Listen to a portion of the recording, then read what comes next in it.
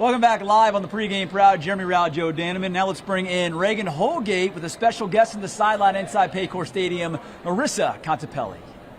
I love all this insider intel that we're getting because obviously you spend so much more time with the team than we ever get to see.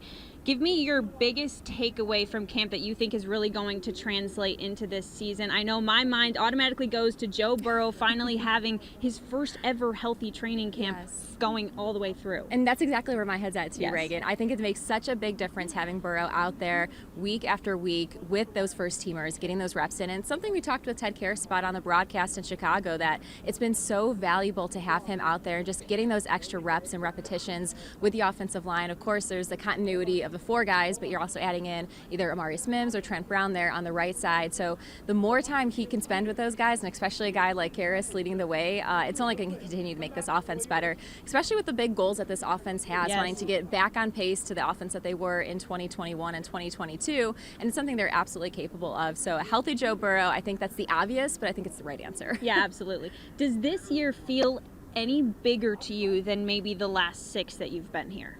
Ooh, that is a great question. I don't know if I would say bigger, but it feels a lot like the season leading into the Super Bowl in a sense, where I feel like a lot of teams, now of course the Bengals aren't necessarily counted out, they're one of the favorites to win the division, but it still didn't seem like they were quite getting maybe the respect that they should have been getting. And I know a lot of that starts with making sure Joe Burrow is healthy, Jamar Chase, T. Higgins, and everyone else, and making sure the defense gets back to their physicality, having that edge in the tone.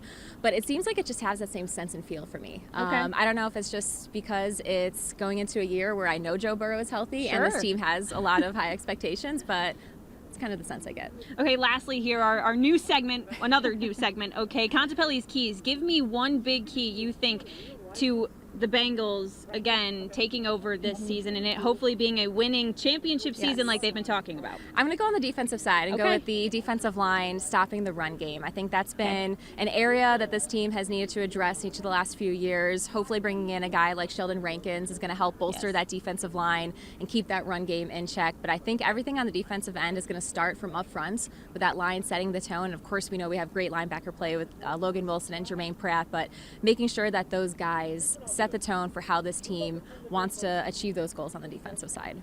Marissa Contepelli, Bengals reporter, we appreciate you being here so much. Thanks, Reagan. Jeremy and Joe, we'll send it back to you.